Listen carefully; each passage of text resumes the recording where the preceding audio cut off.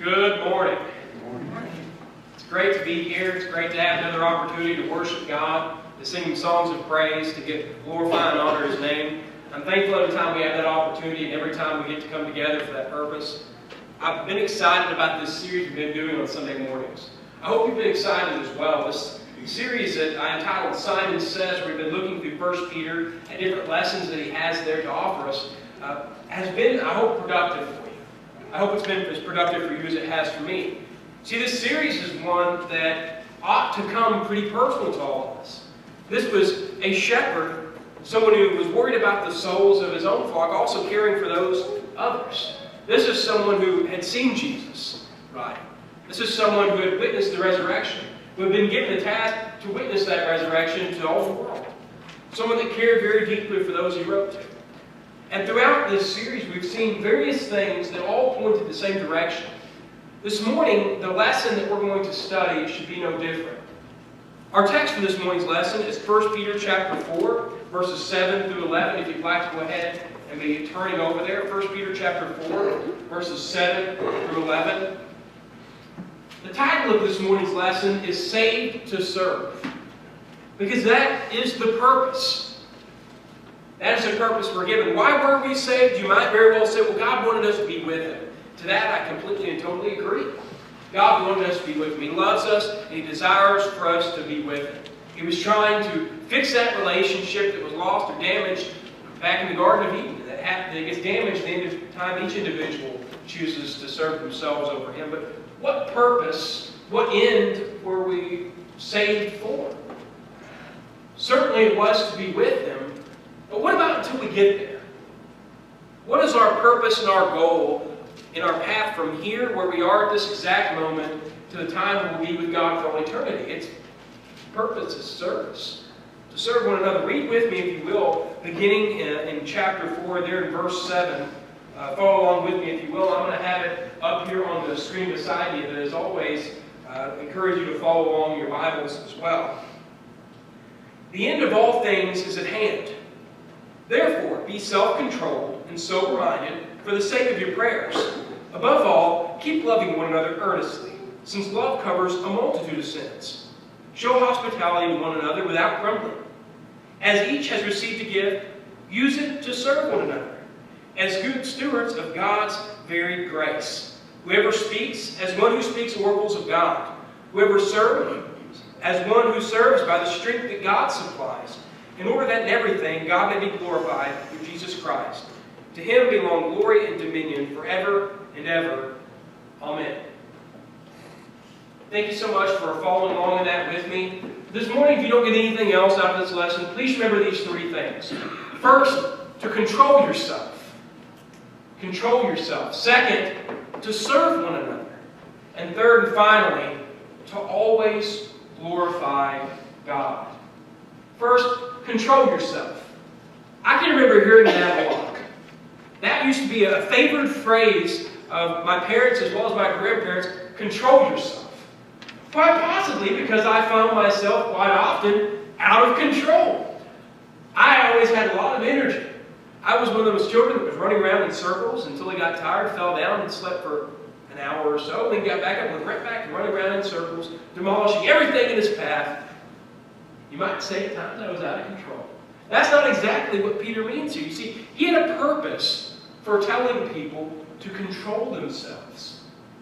There's a time that we're living in, and this time is the last days.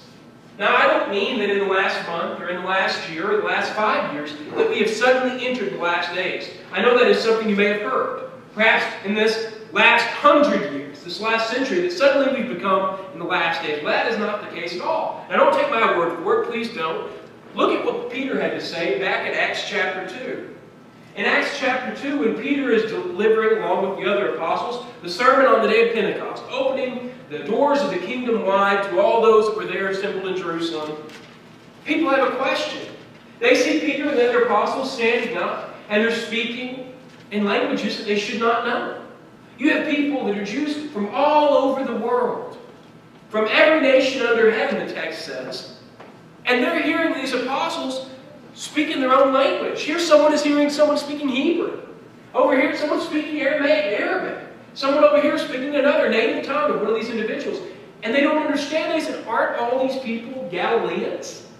How is it that they know these languages? They're not so much intellectual. Some of them are fishermen. Some of them are tax collectors. How do they know all of this? How are they speaking these languages? Some who was trying to make a joke of the situation said, they're drunk. That's what it is. And then Peter defends the apostles. He stands up among the apostles. He says these men are not drunk as you would suppose. Number one, look at what time of the day it is. It's far too early. It's not time when people would get drunk yet anyway. But apart from that, this is what was uttered by the mouth of the prophet Joel. Now take note once again. I don't want you to take my word for this. Back in Acts chapter 2, Peter says, this thing that you are seeing right now, the thing that is occurring before your very eyes is what Joel was talking about. So if I was to ask you the question, when did Joel say these things would take place? When did these things take place that Joel was talking about? The logical answer, based on the text, would be he's talking about the day of Pentecost. He's talking about that time, that area, that frame. Once again, don't have to take my word for it. That's what the inspired Apostle Peter said. And what did Joel say exactly? If you begin reading in verse 16 says, "But this is what was uttered through the prophet Joel, and in the last days it shall be." Now we could just stop there, but just to give some context. In the last days it shall be, God declares, that I will pour out my Spirit on all flesh. Your sons and your daughters shall prophesy. Your young men shall see visions. Your old men shall dream dreams. He goes on to describe Him pouring out His Spirit on even the young male and female servants and prophesying, great things being done, great signs showing the coming of the last age. But when was this? Back to the original point. When is the last days? What's when these things shall take place? When did Peter say they were taking place? Then, right then. Peter said, right now. This is what Joel was talking about. We're not drunk. That's not the explanation for how we're able to do this. God's Spirit has been poured out on us. Right now, this is what Joel was talking about. What does that tell us? Then on the day of Pentecost, Peter said, we're in the last days. What relevance does that have? What point am I actually trying to make here? Well, if we go back to our text, what was it right off the bat that Peter said? Peter said, the end of all things is at hand. That was a motivation. Because the end of all things is at hand. The same thing he was saying back in Acts 2. Since we're in these end times now, this last age, something that began around the time of Peter, speaking on the day of Pentecost, and extended up till even now, tomorrow, if we're given another day. That during these last days, you need to do what? Therefore, back in verse 7, chapter 4, 1 Peter. Therefore, because of what I just said, because it's at the end of the days, this is the last times, here's what you need to do. This is where we ought to pay attention, isn't it? Because time is running short, because the end of all things is at hand, therefore, be self-controlled. Be sober-minded for the sake of your prayers. He says, get a grip on yourself. Since this is the end time, since things are finally winding down, be ready. Be ready at all times. Have your mind in check. Be sober-minded. Don't be distracted. Don't have your mind in such a situation that you can't think, that you can't be comprehending. He's telling them, always be ready. This isn't something that was a new teaching, something that had never been said before. Back in Matthew chapter 24, verse 42, after Jesus had been warning them about the destruction of Jerusalem in 70 AD, he then makes a transition. You see, as to the destruction of Jerusalem in 70 AD by Titus and the Roman army, he said you need to watch for these signs. When the vultures gather, that's where the dead carcass is going to be. Watch out, that's when Jerusalem's going to be destroyed. When you hear wars and rumors of war, that's when you need to watch out. Jerusalem's going to be destroyed. When all these things come and take place, you're going to notice, get out of Jerusalem. Don't go back in after your cloak, get out. He said, oh, I hope that no one's pregnant during that day or nursing, because it will be hard on them. Hope the days are few, that way these Christians can survive. He warns them about the destruction of Jerusalem. But then he makes a transition. It's not hard to see in the language. You go from notice this sign, notice this sign, notice this sign that will point towards this day, to a transition. Now he says, but that day and hour. Talking about something different now. No one knows. Matthew chapter 24 verse 42 says, therefore stay awake, for you do not know on what day your Lord is coming. What's the point? Why would you stay awake? Why would you need to be awake and be ready? Because if I don't know when Jesus is coming back, I don't have time to say a little prayer, get my affairs in order before it's time to go. You see, Peter described our life as just a vapor, here for a little while. That's talking about the longevity of our life. In the great scheme of things, life doesn't mean much, and it's fragile. It can go at any time. But what Jesus is talking about in Matthew 24 is something different. Not only is life very fragile, not only is it only here for a little while, but there's another timetable. The timetable of Jesus' return. And it's not something that we are informed about. Once again, don't take my word for it. From the mouth of Jesus, stay awake, for you do not know on what day your Lord is coming. I'm going to take the pressure off. You know that person that you heard that one time that said, this is the day Jesus is coming back? Maybe it's going to be next month or next year or in 5 years. They're wrong. How do you know, Jacob? You do not know on what day your Lord is coming. Peter said the same thing. You don't have to take just Jesus' word for it. For some reason you couldn't trust Jesus. I don't know what we're doing here in the first place. But Jesus said you wouldn't know. Peter said you wouldn't know. We could go verse upon verse upon verse. We're not going to know. He even explains why. He tells a little story about somebody who is the master of the house and a thief breaking in. He tells a little story about the faithful and wise servant who's ready. He talks in chapter 25, the parable of the 10 virgins who had their oil ready and were ready for whenever it came. Not being surprised by the bridegroom and not having any, but being surprised by the bridegroom and being ready. What's Jesus' whole point? There's this day of judgment that's coming specifically on Jerusalem. You need to watch out for that. And then there's a day of judgment that's coming on the whole world. You should be ready at all times because you don't know when it's coming. Why did Peter tell his readers to be ready at all times? To control yourself? To have yourself under submission? Did he say because it's the right thing to do? That's not what he appeals to. Is it the right thing to do? Well, certainly. Did he say to do that so that when other people will notice you, that they'll want to be converted? Is that a right thing? Yeah, it's good to be self-controlled so when others see you, they want to be converted, they want to emulate you. But that wasn't his point. His point is, you don't know when Jesus is coming back. This is the last days. Control yourself, prepare yourself, be ready. Keep your mind sober. Keep your actions in check for yourself. Sometimes we're so focused on those around us that we forget to watch ourselves. But Peter doesn't exempt us from those around us.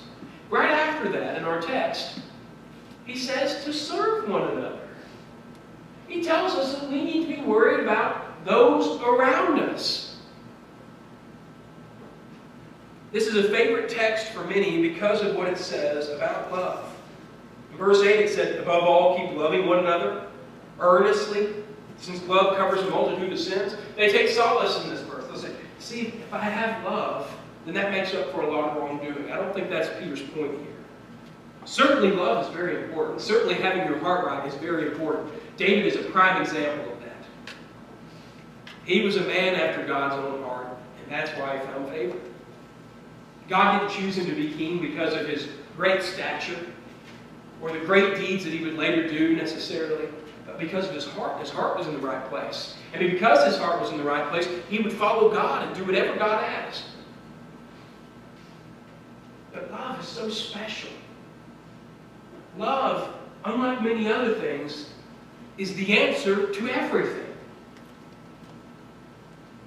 Paul, when writing to the church at Rome, in chapter 13, verse 10, says, love does no wrong to a neighbor.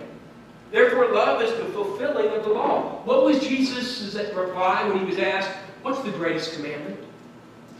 He said, love the Lord your God with all your heart, with all your strength, with all your soul, with all your being. Love Him with everything that you are. And there's nothing like it. To love your neighbor as yourself. How is that on what all the law and the prophets hang? That's what Jesus said. He said, upon these hang all the law and the prophets. How? How does that cover do not steal? Well, Paul told us in Romans 13, love does no wrong to a neighbor. If you've got love down, then you won't mess up in all these other areas. If you love your neighbor as yourself, you won't take things from them. You won't harm them. You could sum up all the law in a few other words. Do no harm. But doing no harm doesn't necessitate there's love. You see, that's why love is so important. Doing no harm, motivated, based out of love. Love is the fulfilling of the law. And that's the motivation that Peter tells us we need to have for serving one another. He says, watch yourself, be sober-minded, control yourself, and serve one another out of love. He says to do it without any grumbling. Wow. In verse 9 he says, show hospitality to one another without grumbling. That word hospitality literally means taking people into your home. Having an open door policy with your home. That's what it would literally mean. He says, show hospitality, show this love without grumbling. That gets a little more difficult. Perhaps someone can show love to others. But to do it without grumbling at all, without feeling burdened and expressing that in words, that's kind of hard to do, isn't it? It's a little more difficult. Something's got to take place so that can happen. In Romans chapter 12, you see something take place. Here, Romans chapter 12 is possibly a chapter we should read every week, because it defines what the Christian's life should look like and what motivation should bring a Christian's life to look as it should. In Romans chapter 12, verse 2, Paul said, do not be conformed to this world, but be transformed by the renewal of your mind, that by testing you may discern what is the will of God, what is good and acceptable and perfect. You know, if you keep reading there in chapter 12, you'll notice some things that Paul says. Specific things that are motivated by that change. When you change your mind, renew it. Not in the way of the world, the way the world thinks, but you change it to how God wants us to think, act. It makes serving without grumbling much easier. That's exactly what Paul went on to say. Follow along with me after verse 2 and read what's said here. Beginning in verse 3, for by the grace given to me, I say to everyone among you not to think of himself more highly than he ought to think, but to think with sober judgment that God has assigned. For as in one body we have many members, and the members do not all have the same function. So we, though many, are one body in Christ, and individually members of one another. Having gifts that differ according to the grace given to us, let us use them. If prophecy, in proportion to our faith. If service, in our serving. The one who teaches in his teaching. The one who exhorts in his exhortation. The one who contributes in generosity. The one who leads with zeal. The one who does acts of mercy with cheerfulness. Let love be genuine. Abhor what is evil. Hold fast to what is good. Love one another with brotherly affection. Outdo one another in showing honor. Do not be slothful in zeal. Be fervent in spirit. Serve the Lord. Rejoice in hope. Be patient in tribulation. Be constant in prayer. Contribute to the needs of the saints and seek to show hospitality. Wow. Bless those who persecute you. Bless and do not curse them. He goes on. I wish we had time to read the entire chapter. But have you noticed what he admonished them to do? To try to outdo one another with showing compassion, mercy, hospitality, and service. Can you imagine how that would transform a body of believers? If we were seeking to be better servants than the person next to us, not for boasting, not for the purpose of saying, I'm the best servant in this body. What did he say right before that? Don't esteem yourself higher than one another. Be searching for ways to serve. Be searching for ways to show hospitality. Know something that would make someone happy? Someone that could make them feel like they were loved more? Do you know something that could encourage somebody? Serve one another. Help one another. Aid one another. This isn't Jacob speaking. It's Paul. It's Peter. It's Jesus. Love one another. And let that love flow out of every action. That brings us to our last point. Always glorify God. That's what Peter said. Much the same words of what Paul used in Romans 12. No matter what your gift happens to be, do it with all your might. No matter what you happen to be doing, do it with everything. Use that gift to serve one another as good stewards of God's very grace. That's verse 10 of 1 Peter chapter 4. Well, Peter, do you mean in every situation? Does it have to be in everything that I do? Ephesians chapter 6 and verse 7. Rendering service with a good will as to the Lord and not to man. What does that have to do with this? Yeah, rendering service as if I'm rendering it to God and not to man. Do you know the context of that verse? In Ephesians chapter 6 and verse 6, who is Paul talking about? Slaves, bondservants, those that owe a debt and are working in order to pay it off, those that have been born into slavery. He tells them to serve without grumbling. Paul tells slaves to serve without grumbling? But I'm a slave, how can I do that? Rendering service with a good will as if you're serving the Lord, not a man. See, I'm called to be a slave of Jesus. That's the word. Paul calls himself a slave to Jesus. He introduces himself in some epistles as a bondservant, as a slave of Jesus. How can I, in such a precarious position as a bondservant, as a slave, still do things without grumbling? Because ultimately I'm not serving the man, I'm serving God. I'm showing honor by the way I serve. In every situation, I believe so. I believe that's what Jesus wanted, what Peter wanted, what Paul wanted. I believe that's what God expects out of us. In every situation, to glorify God by what we do and what we say. But in everything I do, I've got to do it in every situation. I have to do it with everything that I do. Aren't there some things that are exempt? Maybe if I say the right things, but don't do the right things, would that be okay? That's harder. Or maybe if I flip-flop that around. Maybe I do the right things, but I don't always say the right things. Is it important for me to glorify God in everything I do? So whether you eat or drink, or whatever you do all to the glory of God. 1 Corinthians 10:31.